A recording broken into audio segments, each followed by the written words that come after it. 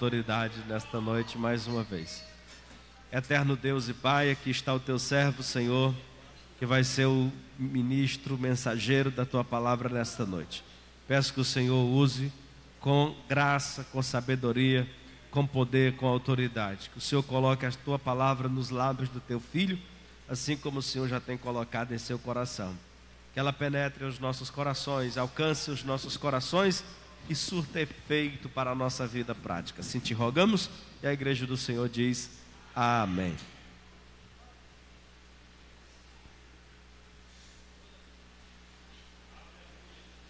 Glória a Jesus. Meus irmãos, a paz do Senhor para todos. Agradecemos a Deus por essa oportunidade de estarmos aqui, mais um culto de instrução. E é uma grande responsabilidade, né? Mas a gente entende que o nosso pastor também tem um direcionamento de Deus para convidar aquele que vai transmitir a palavra do Senhor. E eu gostaria que os irmãos abrissem sua Bíblia na carta de Paulo aos Filipenses, capítulo 4. Nós vamos ler do versículo 1 ao 13º. Enquanto os irmãos procuram, eu queria aqui fazer um convite também aos irmãos para a nossa escola bíblica dominical. Tem sido uma bênção. No próximo domingo será a penúltima lição desse trimestre, e a partir do dia 2 de julho nós iniciaremos o terceiro trimestre do ano. Já providenciamos as revistas e pedimos que os irmãos façam esforço, né? A escola bíblica, graças a Deus, tem crescido. Temos classes aqui para todas as idades, e os irmãos são nossos convidados para aprendermos a palavra do Senhor. Amém? Filipenses 4, eu vou ler aqui na revista Almeida, revista corrigida, na versão. Do versículo 1 ao 13, eu peço que os irmãos acompanhem, que diz assim: Portanto, meus amados e muito queridos irmãos, minha alegria e coroa, estai assim firmes no Senhor, amados. Rogo a Evódia e rogo a Sintique que sintam o mesmo no Senhor. E peço-te também a ti, meu verdadeiro companheiro, que ajudes essas mulheres que trabalharam comigo no Evangelho, e com Clemente, e com os outros cooperadores cujos nomes estão no livro da vida. Regozijai-vos sempre no Senhor. Outra vez digo, regozijai-vos. Seja a vossa equidade notória a todos os homens, perto está o Senhor. Não estejais inquietos por coisa alguma, antes as vossas petições sejam em tudo conhecidas diante de Deus, pela oração e súplicas com ação de graças. E a paz de Deus, que excede todo entendimento, guardará os vossos corações e os vossos sentimentos em Cristo Jesus. Quanto ao mais, irmãos, tudo que é verdadeiro, tudo que é honesto, tudo que é justo, tudo que é puro, tudo que é amável, tudo que é de boa fama, se alguma virtude, se algum louvor, nisso pensai. O que também aprendestes e recebestes e ouvistes e vistes em mim, isso fazei, e o Deus de paz será convosco. Ora, muito me regozijei no Senhor por finalmente reviver a vossa lembrança de mim, pois já vos tinhais lembrado, mas não tinhais tido oportunidade. Não digo isto como por necessidade, porque já aprendi a contentar-me com o que tenho. Sei estar abatido e sei também ter abundância. Em toda maneira e em todas as coisas estou instruído, tanto a ter fartura como a ter fome, tanto a ter abundância como a padecer necessidade. Posso todas as coisas naquele que me fortalece. Amém? Meus irmãos, a carta de Paulo aos Filipenses, ela é uma epístola que tem um objetivo. Paulo cita muito a alegria. E eu queria, nessa noite, trazer essa palavra aos corações dos irmãos com o seguinte tema: as recomendações de Paulo a uma amada igreja. Quando Paulo escreve esta carta, ele está preso. Paulo, como sabemos, foi assassinado por Nero, imperador romano, foi simplesmente degolado pela causa do evangelho. E Paulo, escrevendo essa carta por volta do ano 62, 63 da nossa era cristã, Paulo está rumo à morte. É interessante que no capítulo 16 de Atos dos Apóstolos, o Senhor dá uma visão a Paulo. A ideia dele era evangelizar a Ásia, mas nós sabemos que Deus está no controle de todas as coisas. Quando Paulo ele tem uma visão de um homem pedindo ajuda, passa a Macedônia e nos ajude. Paulo então vai a esta região, que era justamente a entrada da Europa. E nós entendemos que o Ocidente foi muito abençoado, como nós somos hoje, justamente pelas pregações de Paulo, porque não era a ideia dele ir a Filipos, rumo à Europa, não. Mas o Senhor está no controle e assim determinou. E quando nós olhamos para essa epístola, meus irmãos, direcionada pelo Espírito Santo de Deus, e Paulo escrevendo aos irmãos em Filipos, que é na atual Grécia hoje, nós vemos que Paulo ele não mede esforços sobre a causa do evangelho. Essa cidade, Filipos, é justamente uma homenagem ao pai de Alexandre o Grande, que se chamava Filipe.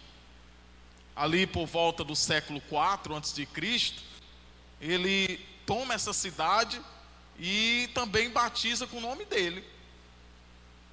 É interessante que essa cidade, Filipos, era muito importante para aquela região na época. Muitos diziam que era a pequena Roma. Os militares estavam ali. Era uma cidade respeitada, e foi nessa cidade que Paulo, ele, com a presença e a unção de Deus, ele expulsa um demônio daquela jovem que estava adivinhando. Foi nessa cidade de Filipos também que aquela Lídia, que era vendedora de púrpura, ela foi convertida ao Senhor. Foi na cidade de Filipe também que aquele carcereiro, enquanto Paulo e Silas estavam orando e cantando, houve aquele terremoto, ele quis se matar, mas pelo contrário, o Senhor salvou ele e a sua família. Também foi nessa cidade. E observe a maneira como Paulo se direciona aos irmãos de Filipos, nesse capítulo 4 que nós lemos, meus irmãos. Observe como ele trata a igreja. Ele diz, portanto, versículo 1: meus amados e muito queridos irmãos, minha alegria e coroa. É interessante, meus irmãos, que essa palavra coroa do grego vem do termo Stéfanos, ou seja, era como alguém que fosse recebido por um grande banquete e também recebesse essa coroa como uma forma de celebração, de premiação. E Paulo está dizendo, em outras palavras, igreja de Filipos, embora eu tenha sofrido, embora eu tenha sido perseguido, mas vocês são a minha coroa. Quando eu chegar no céu, quando eu estiver com o Senhor, vocês serão a minha coroa. Vocês são a alegria do meu coração. Observe, meus irmãos, que essa igreja ajudava o apóstolo Paulo nas suas necessidades. E que coisa maravilhosa, meus irmãos, é quando nós temos uma igreja que não é apenas liderada, mas uma igreja também que ama os seus líderes.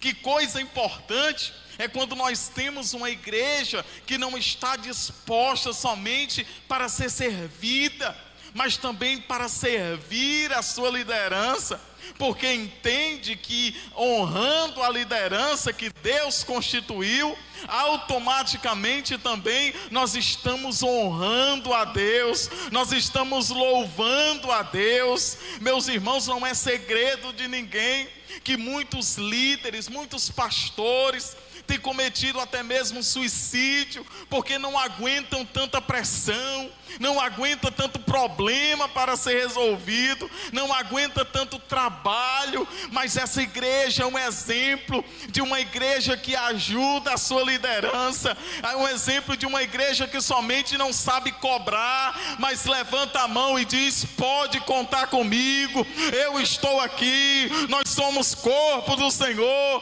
nós estamos aqui para a honra e a glória do Senhor Jesus, nós estamos aqui para nos unir. Conte comigo, liderança, conte comigo, pastores, porque a nossa Canaã celestial é o céu e é de lá que vem o nosso socorro. Essa igreja era a alegria de Paulo. Em nenhum momento aqui a gente vê Paulo sendo decepcionado pela igreja de Filipos, não. Era uma igreja que alegrava o coração dele. E na parte final aqui do versículo, Paulo vai dizer: estai assim firmes no Senhor, amados. Essa firmeza que Paulo está dizendo é a ideia de um soldado, um militar, está em batalha, independente do inimigo estar avançando ou não, independente dele estar vencendo a guerra ou não, ele está firme. Essa é a ideia que Paulo está dizendo: estejam firmes, independente da situação, independente da circunstância, independente do momento que você está enfrentando, independente da luta interior ou exterior, esteja firme no Senhor, esteja fortalecido no Senhor. É no Senhor. Observe que Paulo está tratando a uma igreja e ele não diz: estejam firmes no cargo que você ocupa. Não, esteja firme na função que você exerce, esteja firme no púlpito, esteja firme quando você estiver com o microfone na mão, esteja firme quando você estiver tocando. Não, esteja firme no Senhor, esteja firme no Senhor Jesus, porque quando nós estamos firmes nele, meus amados irmãos, nós não estamos à procura de cargos, de posições, de status, porque quando nós estamos firmes no Senhor, nós acreditamos num Deus que nos sustenta. É no Senhor. Mas, irmão, eu estou tão triste porque eu não exerço mais nada na igreja. Eu estou tão abatido. Por quê, irmão? Porque eu não sirvo mais para nada. Mas como assim? Nunca mais eu tive a oportunidade, nunca mais citaram o meu nome, nunca mais me marcaram no Instagram, nunca mais fizeram isso e aquilo. Não, é no Senhor, é firmes em Deus. Os cargos passam, os títulos se acabam, mas aqueles que estão firmes no Senhor são como o monte de Sião, que não se abala, mas permanece para sempre. Observe ainda o que diz o versículo 2. Rogo a Evódia e a Sintique que sintam mesmo no Senhor.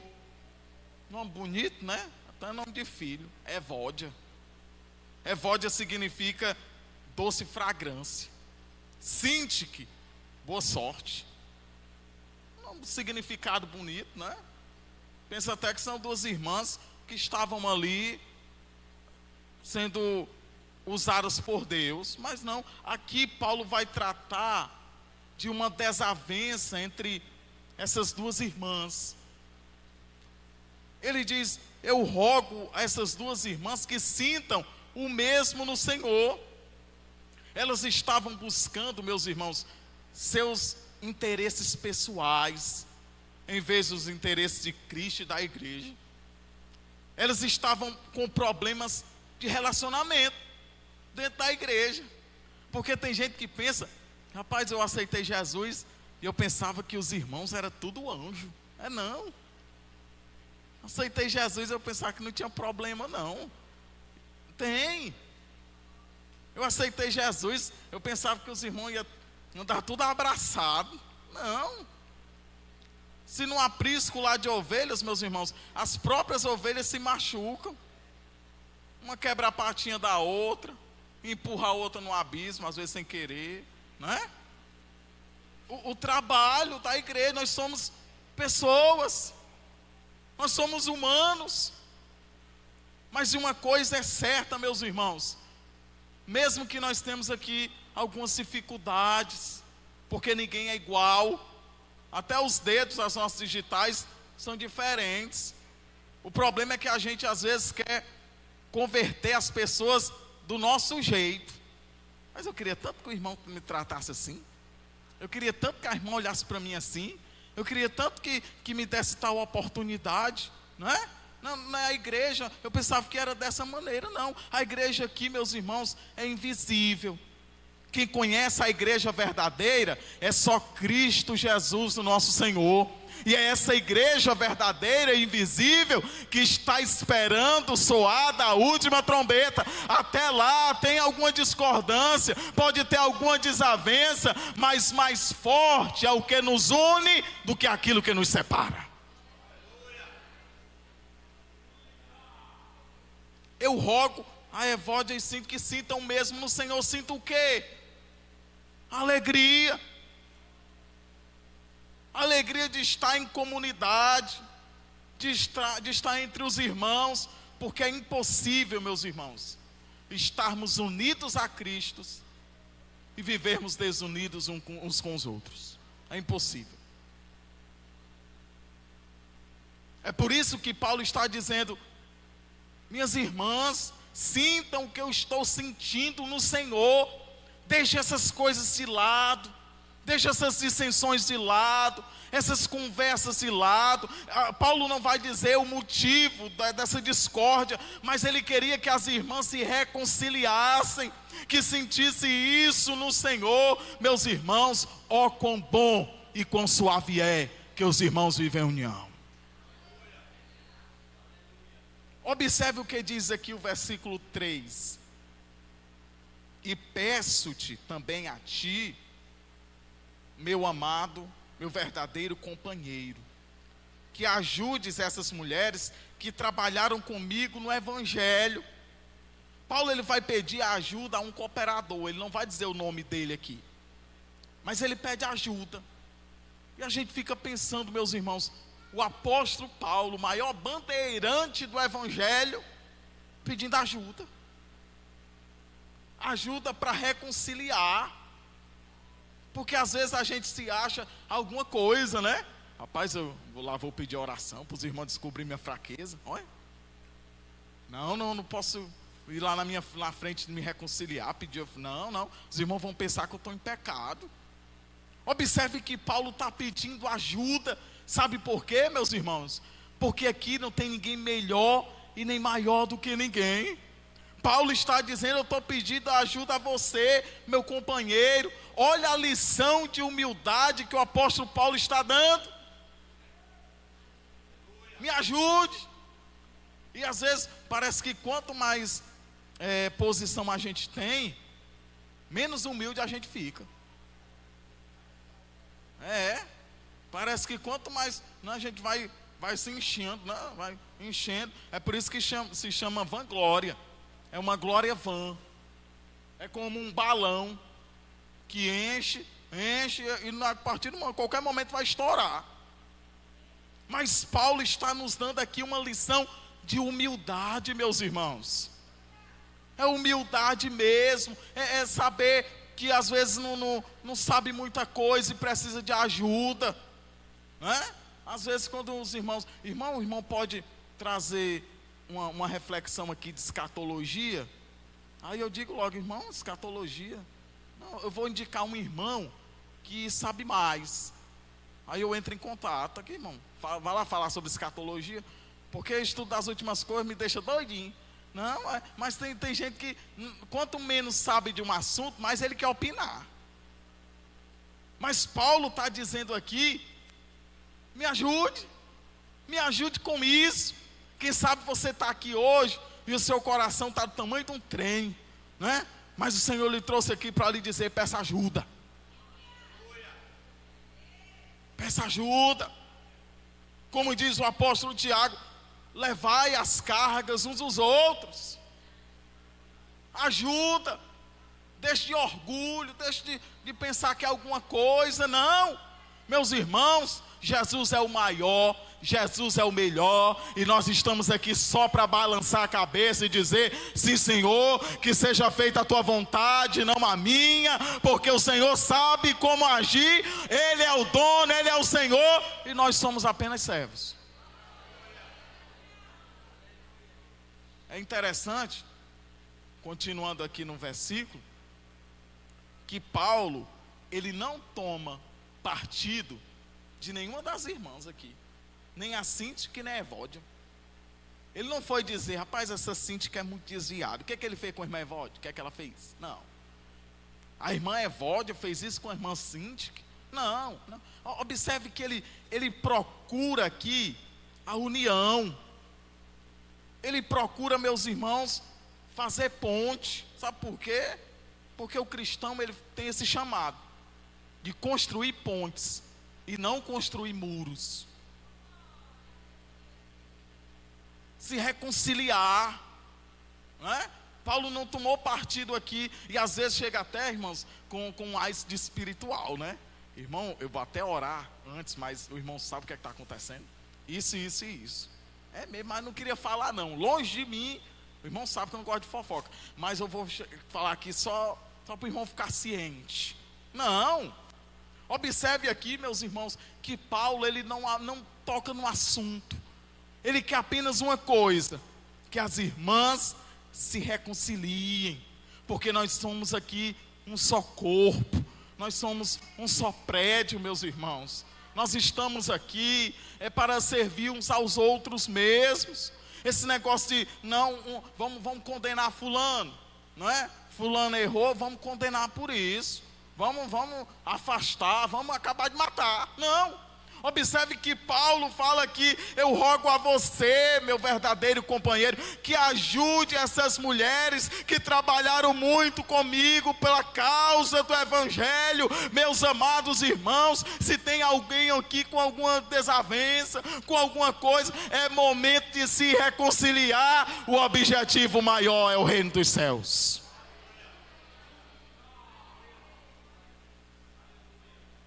Meus irmãos, só o fato de irmos morar juntos no céu já deveria nos ensinar uma coisa: a viver em harmonia na terra.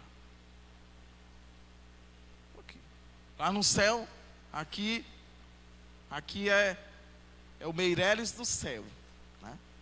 Aqui é o Pantanal do céu. Não tem isso. O céu é um só. Nós estaremos na glória, com os nossos corpos glorificados, onde não haverá mais dor nem pranto, e nós estaremos juntos, uns com os outros, louvando o nome do Senhor e celebrando a grande vitória que o Senhor Jesus conquistou na cruz. É interessante a recomendação aqui de Paulo, no versículo 4, acompanhe comigo. Regozijai-vos sempre no Senhor. Outra vez digo, regozijai-vos. O que é isso? Regozijar, se alegrar. E esse aqui, meus irmãos, observe que está no imperativo. É uma ordem. Paulo está dizendo, se alegrem no Senhor. Outra vez eu digo a vocês, se alegrem. É um mandamento, e quando nós deixamos, meus irmãos, a tristeza dominar o nosso coração, nós desobedecemos esse mandamento aqui. Às vezes a gente, irmão, Cuidado com os 10 mandamentos, viu? Para não quebrar. E está aqui um mandamento bem facinho e a gente quebra quase todo dia. Se alegrem. Outra vez eu digo a vocês, se alegre. E essa alegria, meus irmãos, não é ausência de problemas. Porque se fosse assim, o cemitério era o lugar mais feliz do mundo. A nossa alegria, ela é cristocêntrica. A nossa alegria está centrada exclusivamente em Cristo. A nossa alegria é uma pessoa. A nossa alegria é Jesus. Mas tem irmãos que já perderam essa alegria, né? Já perderam, já não tem mais a motivação. Quando a gente perde essa alegria, meus amados irmãos, tudo fica chato, tudo fica ruim. Quando nós perdemos essa alegria, meus irmãos, até ser crente se torna um negócio pesado. Quando a gente perde a alegria. E essa alegria é muito mais do que um sentimento. Essa alegria, meus irmãos, é como nós estivéssemos em uma casa, tudo está desabando numa tempestade, mas lá dentro nós entendemos que a alegria de Deus está em nosso coração, e que o Senhor é o dono até do trovão, do relâmpago, e Ele nos protege, porque Ele é Deus. Essa é a alegria que vem de Deus e não de nós. E na nossa caminhada, irmãos, cristã, aparecem alguns ladrões de alegria. É só a gente perceber e ver, né? Às vezes é um irmão que há 20 anos atrás ela era muito alegre, né? Feliz. Hoje já anda meio engurujado, porque perdeu a alegria. Primeiro, pela falta de fé. Já não tem mais a fé morreu para ele. Hoje é culto, vala meu pai, 6 horas da noite, pensando ainda em tomar banho para estar no culto. Já não tem mais, porque perdeu a alegria, a falta de fé. Já se tornou algo natural para ele, o culto, a igreja. Não, já sei como é que vai ser, já perdeu a fé. Outro ladrão da fé, ou da alegria, meus irmãos, é a inveja. Sabia? É. Porque a inveja é interessante. Esse ladrão de alegria, a inveja. A inveja, ela só quer o que o outro tem de bom. Pode reparar. A gente nunca vê, eu estava até comentando com as irmãs aqui na escola bíblica domingo. A gente nunca vê alguém dizer assim: rapaz, ô inveja desse leito na Pivida. Meu Deus, que leito bonito, que quarto bonito. Tem não. Ô inveja, meu Deus. Irmã, como foi que a irmã adquiriu esse tumor na cabeça? Não tem não. Não tem a inveja disso não. Ou então chegar num velório e dizer assim, ó: ô madeira bonita desse caixão, viu? Não tem. Mas a inveja é querer ter o que o outro tem de melhor. E o invejoso, ele torce até pelo sucesso do outro, desde que o sucesso do outro não seja maior do que o dele. Ladrão de alegria, inveja. Irmão, e não é um espírito não de inveja. Era muito bom se fosse um espírito, porque a gente vai embora em nome de Jesus. Pronto, o invejoso, que é isso? Que é inveja? Não, a inveja é obra da carne, está lá em Gálatas capítulo 5. Nós alimentamos isso, nós queremos isso do outro, e às vezes a gente fica até fazendo uma oração contrária, né? Ô rapaz, tomara que não dê certo. Então fé em Deus que não vai dar certo, né? Tomara que erre, tomara que quebre a cara. É invejoso, ladrão de alegria. E o sábio vai dizer que a inveja, ela é a podridão dos ossos. É pior que o câncer. ladrão de alegria. Na caminhada cristã tem isso. Esse ladrão chamado inveja. Mas em nome de Jesus Cristo, que essa seja a noite do Senhor colocar por terra todo ladrão de alegria, e você volte a ter alegria espiritual, volte a sorrir, porque a salvação já está garantida.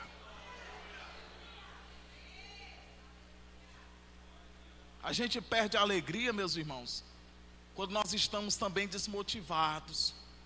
E Paulo, ele recomenda que os irmãos, para viverem felizes, alegres. Irmão, quer dizer que estou passando uma dificuldade medonha, eu tenho que ficar rindo direto? Não, não é isso não. A alegria, meus irmãos, é até mesmo olhar para dentro de casa, ter ali uma enfermidade, às vezes sem nada para comer, mas o coração está saltitante dizendo: o meu Senhor é comigo, e o Senhor não desampara aqueles que esperam nele. A alegria é ter a convicção que o Senhor está cuidando de cada detalhe, mesmo que esteja doendo, mesmo que você esteja esperando, mas se alegre, porque Deus não esqueceu de você.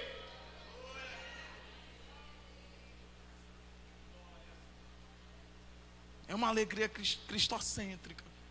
E às vezes quando esse ladrão de alegria vem, né, que é a desmotivação, ele acaba mesmo com qualquer tipo de alegria do cristão. Aquela pessoa desmotivada, que sempre vê uma coisa ruim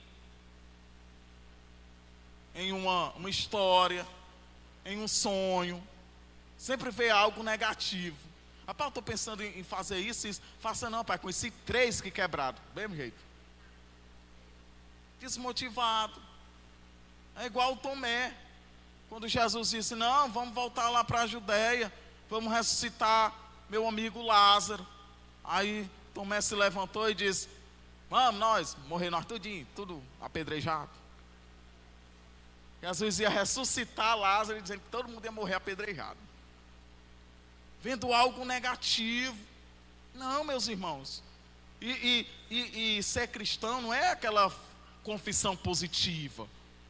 Não é isso.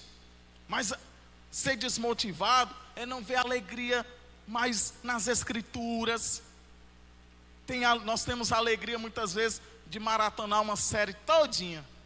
7 temporadas, 10 episódios, 1h10 de cada episódio. E a gente está lá, porque a alegria já virou na Netflix. A alegria já está no streaming ali para assistir alguma coisa. A alegria da Bíblia não tem mais. A alegria de orar: Senhor, fala comigo, não tem mais. A alegria de antigamente olhar para a Bíblia toda amarela, riscada ali, já não tem mais. Mas, meus irmãos, já é tempo de voltarmos a termos essa alegria espiritual. Jesus está voltando e Ele vem buscar uma igreja alegre.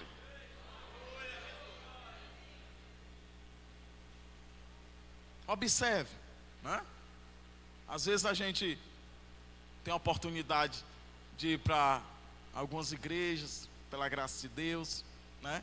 Aí às vezes a gente chega, irmão, é uma tristeza, né? Às vezes eu olho assim para ver se tem algum caixão, porque eu penso que é velório. Já perdeu a alegria, já perdeu a motivação. O salmista diz: alegrei-me quando me disseram: vamos à casa do Senhor. Meus irmãos, já é um motivo de alegria da gente estar aqui. Muitos estão lá no JF com o tornozelo quebrado, com a mão quebrada, com a metade da cabeça, mas nós estamos aqui para a glória de Deus. Isso é alegria espiritual.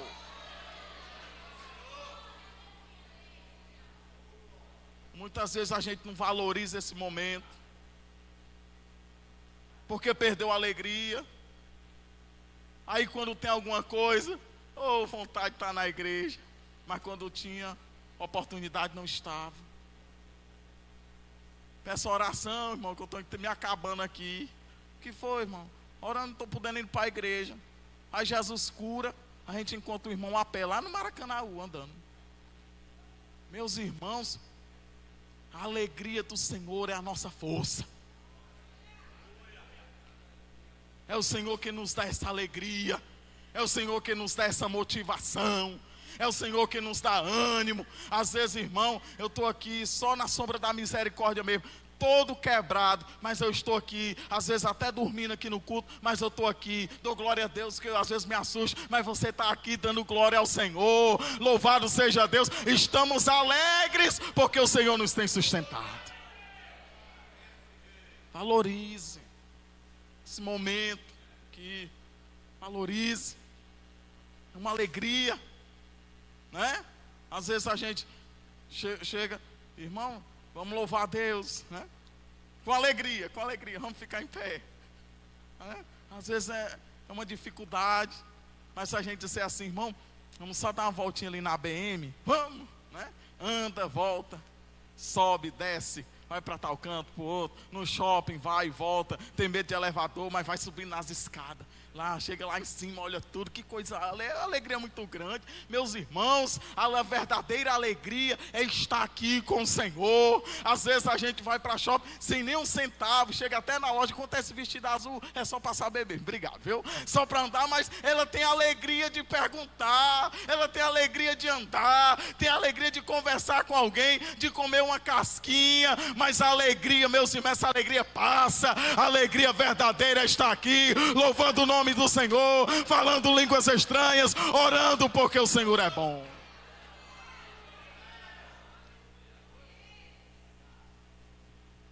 Observe o versículo 5.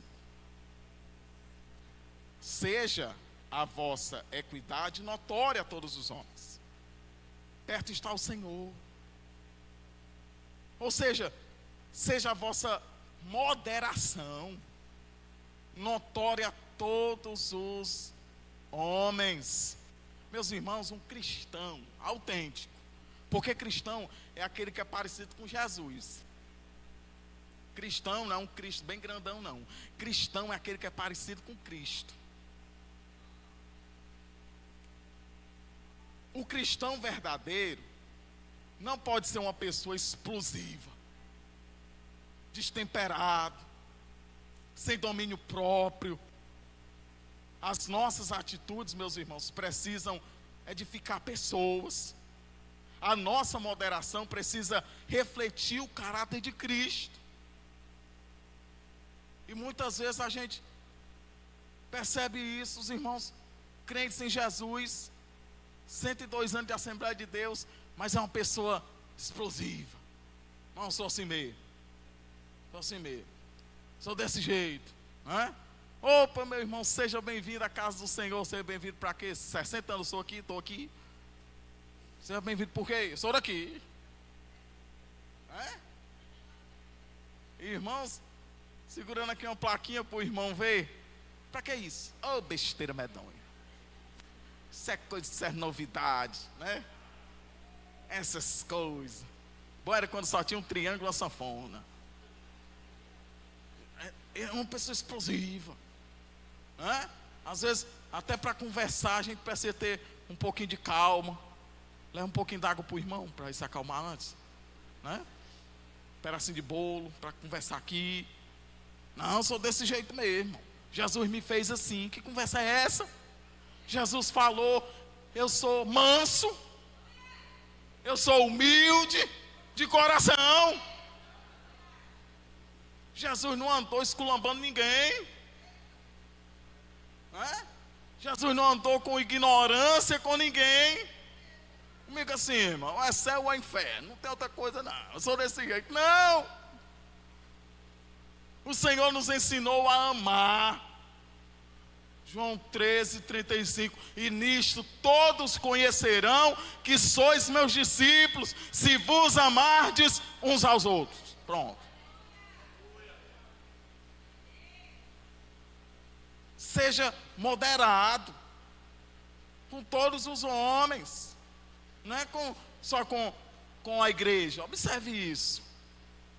Não é que seja moderado só com a liderança, seja moderado só com o pastor. Não, a todos os homens. Sabe o que é isso? Às vezes, meus irmãos, é melhor ter paz do que ter razão. Ficar aqui, E o cristão, Jesus falou, né? Às vezes a gente dá até outra face. Se quiser que ande com você 1 milha, ande lá 2. Que é isso? Moderação. Não é nada ignorante, não. Né? Porque tem irmãos que pensam que é porque eu sou assim mesmo. Desde quando meu avô era vivo, era desse jeito. Eu oro para o Senhor me mudar, mas eu não consigo. Eu acho que eu sou assim mesmo. Em nome de Jesus, nem que seja necessário você jejuar 40 dias, mas você vai mudar a sua personalidade, porque o Espírito Santo de Deus está na sua vida. Observe o versículo 6. Aliás, ainda aqui no final ele diz: perto está o Senhor. Perto não somente, ele está falando aqui, não somente na questão da sua vinda, que está perto mesmo, mas o Senhor está perto da gente. O Senhor está conosco. Às vezes, meus irmãos, a gente não percebe isso. Às vezes o Senhor fala ao nosso coração e a gente pensa que é a nossa consciência. Não, é Deus. Perto está o Senhor. Ele está próximo, Ele está em nós. Quando nós saímos daqui, Jesus não fica escondido no gabinete, na secretaria, não. Ele está com a gente, Ele vai com a gente. Nós somos templo e morada do Espírito Santo de Deus. Isso é um privilégio, porque perto está o Senhor. Observe no versículo 6, ele vai falar uma coisa muito interessante. Rapaz, a Bíblia é que nem disse Billy Graham mesmo. Eu sempre gosto de citar essa frase dele, né? Pelo menos é atribuída a ele. A Bíblia é mais atual do que o jornal que vai sair amanhã. Paulo está escrevendo isso aqui, irmãos, no 1º século. Nós estamos no século 21. Aí ele fala assim, ó: não estejais inquietos por coisa alguma. Meus irmãos, Paulo está falando aqui sobre ansiedade. Não, irmão, ansiedade. Eu não tenho isso não, irmãos. Pensa num negócio que pega a gente. Ansiedade. O último dado da OMS, que é a Organização Mundial da Saúde, falou que o país, olha irmãos, no meio de 200 países do mundo, o Brasil, pelo menos nisso ele é bom. O país mais ansioso do mundo somos nós. Medalha de ouro. Meus irmãos, 9,3% da sociedade brasileira é ansioso, comprovado patologicamente. Levando em conta que o Brasil tem mais ou menos 213 milhões de habitantes, meus irmãos, cerca de mais de 19 milhões de pessoas, de brasileiros, é ansioso.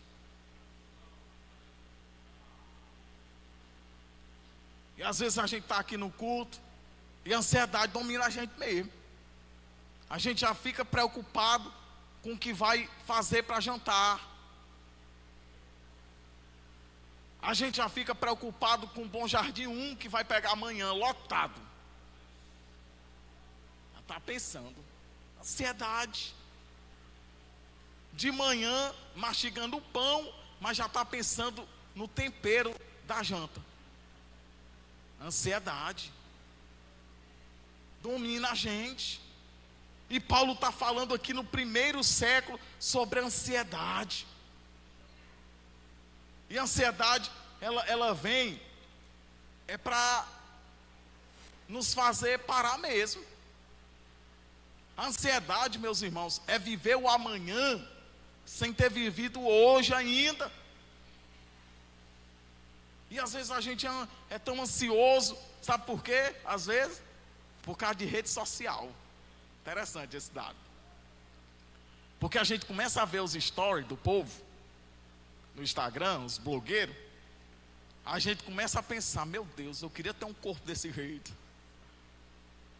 Eu queria, meu Senhor, comer desse dedo. Olha aí, o bicho até ateu é. Mas onde é que ele está? Fernando de Noronha mergulhando, e eu aqui. Eu sou teu servo, Senhor. Aí começa a ansiedade, né? Às vezes o meninozinho, para acalmar ele, porque o menino já está ansioso, o que é? Dá o celular logo para esse menino, para se acalmar. Aí parece que está dando um cega-leão no menino, chega, né? Parou. Antigamente a nossa mãe ficava dizendo: menino, sai do meio da rua, vem para dentro. Hoje em dia é menino que sai pelo menos na calçada ali para pegar sol. Porque estamos vivendo numa sociedade ansiosa desde pequeno, sendo dominado. Não sou contra a tecnologia, pelo amor de Deus, dou maior valor. Mas o problema, meus irmãos, é que a ansiedade vem nos dominando. Dentro de casa a gente não percebe.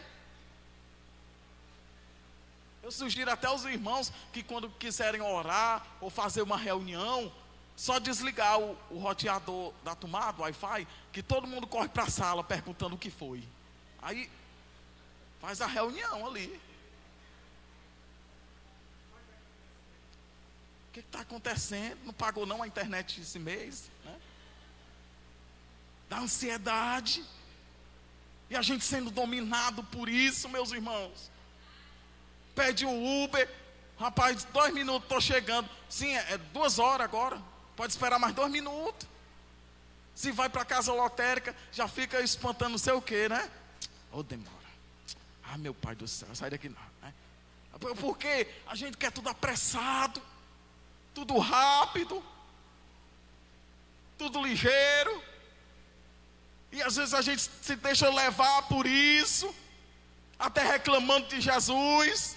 Senhor, 3 dias já orando, nada acontece. Ele pensa que Jesus é que nem um iFood, que pede e logo chega. Não, Jesus é diferente. Se você está sendo dominado pela ansiedade, em nome de Jesus, Paulo vai lhe dar agora 3 recomendações para você vencer isso. Primeiro, está aqui o versículo, acompanhe. Não estejais inquietos por coisa alguma, antes as vossas petições em tudo conhecidas diante de Deus. Primeiro, pela oração. A gente vence a ansiedade. Não estou aqui, o Ronaldo agora é negacionista. Não está querendo que os irmãos vá se consultar mais com psicólogo, não. Vá, está precisando, vá, em nome de Jesus, é uma benção. Mas isso aqui é um dado meu, viu? Né? Meu. Talvez, irmão, se a gente praticasse essas 3 coisas aqui, eu acho que quebrava um bocado de psicólogo. Primeiro ele vem falar sobre a oração. Falar com Deus. É interessante que quando Elias estava dentro da caverna, Deus foi lá. Elias, o que é que você está fazendo aqui? Irmãos, e a gente paga profissional só para ele ouvir a gente. Já pensou? E Jesus está ali, ó. Pode falar comigo. Não precisa marcar. Não precisa mandar pix. É só dobrar o joelho. Se não puder, o joelho fique em pé, fique deitado. Mas fale com o Senhor para você vencer essa ansiedade. Orando. Mateus 21 e 22. E tudo que perdides em oração, crendo recebereis. Aí lá em João 14, 14, Jesus diz: e tudo que perdides em meu nome, eu farei. Sabe, irmãos, aquele momento que o coração, a gente sente o coração até na goela, ansioso. Se lembre de orar, de falar com Deus, porque a sua vida está no controle de Deus, a sua vida está na palma da mão de Deus. O Senhor é quem cuida de nós. Se Ele tem lhe sustentado até aqui, é porque a obra de Deus ainda não foi concluída. Orando. O problema é que às vezes a gente só quer orar quando quer financiar alguma coisa, quando quer passar em prova, né? Quando está orando por um projeto, a gente lembra de orar.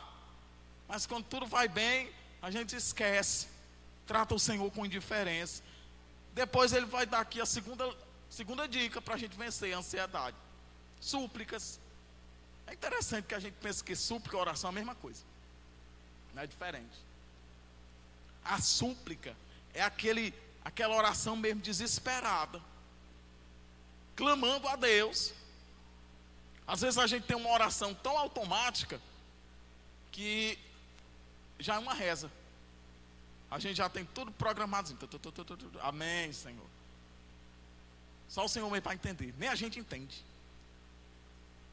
A súplica é aquilo que vem da alma, do coração. Aquela oração, Senhor, desesperada mesmo. E como é bom quando a gente ora assim, com súplica, como diz o salmista lá no Salmo 42, como a corça, ela anseia pelas correntes das águas, assim a minha alma, ela quer o Senhor, ela busca o Senhor, é com aquele desespero, é com aquela vontade, é como fosse mergulhando no oceano, é a presença de Deus, isso é a súplica, orar com fé e orar com certeza que o Senhor está ouvindo. Súplica. Nós vamos levantar aqui uma súplica. O que é isso? Às vezes a gente nem sabe. Súplica é orar, se derramar diante de Deus, clamar desesperadamente pela solução, pelo Senhor, clamar a Deus com a alma, com o intelecto. E esse terceiro ele vai falar aqui, está aqui, a terceira recomendação para vencer a ansiedade. Olha o que ele diz: com ação de graças. Ação de graças. O que isso quer dizer?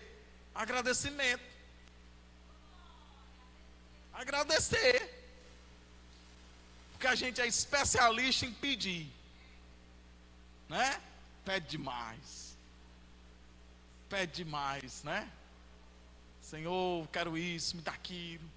Me dá, Senhor, me dá. E é tudo detalhadozinho. Aí Jesus abençoa. Aí quando Jesus dá, a oração é: Senhor, obrigado por tudo. Amém. Agradecer. E esse agradecimento, meus irmãos, não é algo mentiroso. Não. Agradecer com verdade, com seriedade. Agradecer, meus irmãos, por aquilo que o Senhor tem feito por nós. O problema é que às vezes a gente é tão ruim, né? Que a picanha com casca, às vezes tem até desconto, o ovinho, né? E a gente come ali a semana todinha. Aí às vezes está até reclamando. Se a gente não comprar outra coisa para a semana, eu vou cuspir um pinto aqui. Porque é só ovo. Né? Não tem que... Irmãos, agradeça a Deus pelo ovinho. Faça uma malaçada. Faça um mexidozinho.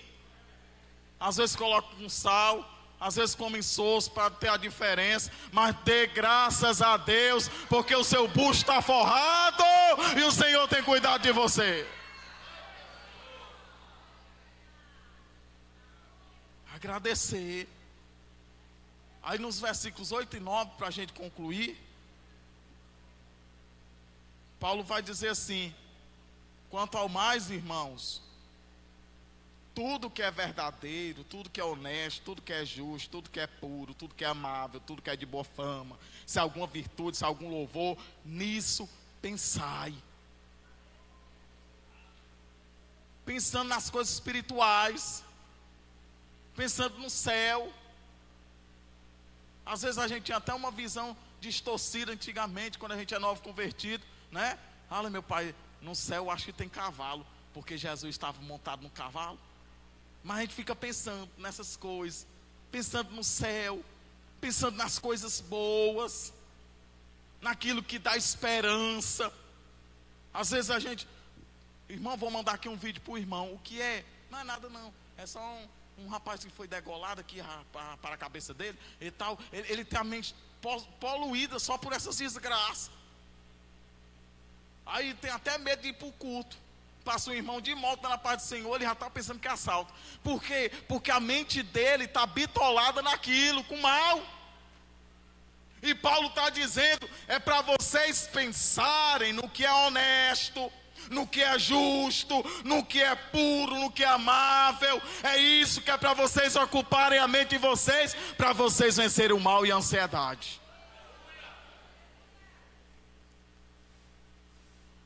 E ele vai dizer no versículo 9: o que também aprendeste e recebeste, ouviste e viste em mim, isso fazei, e o Deus de paz será convosco.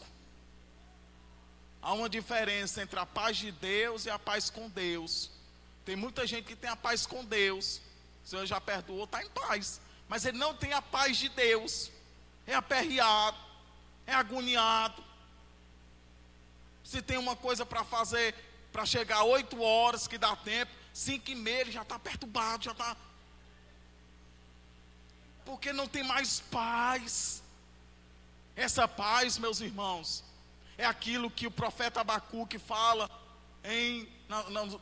no seu livro 3:17 e 18, capítulo 3, versículos 17 e 18. Ainda que a figueira não floresça, nem haja fruto na videira, ainda que a colheita da oliveira decepcione, os campos não produzam mantimento, ainda que as ovelhas desapareçam do aprisco e dos currais não haja mais gado, mesmo assim eu me alegro no Senhor e exulto no Deus da minha salvação. A paz de Deus mesmo que tudo esteja dando errado, eu vou confiar em Deus. É a paz. Em nome de Jesus, receba a paz de Deus. Você vai dormir bem hoje.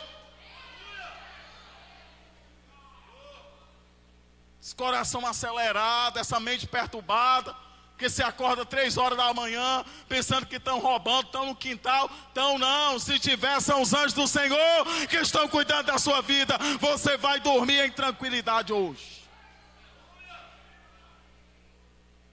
E eu quero concluir falando um versículo que muitas vezes as pessoas têm como uma frase coaching. Motivação, a gente vê isso em todo canto. É geladeira, é caminhão, é nos carros, todo canto, é tatuagem. Filipenses 4:13, posso todas as coisas naquele que me fortalece. É muito bom, né? Todo mundo conhece esse versículo. Até quem não é crente. Posso todas as coisas. Mas o que Paulo quis dizer com isso? Uma regra muito importante é sempre analisar o texto e o contexto. Aqui no versículo 11, Paulo diz assim: não digo isto como por necessidade, porque já aprendi a contentar-me com o que tenho. Paulo, meus irmãos, sofreu demais. Olha só a listinha dele, a listinha do que Paulo sofreu. Olha só, 5 ocasiões levou 39 chicotadas dos judeus. 3 vezes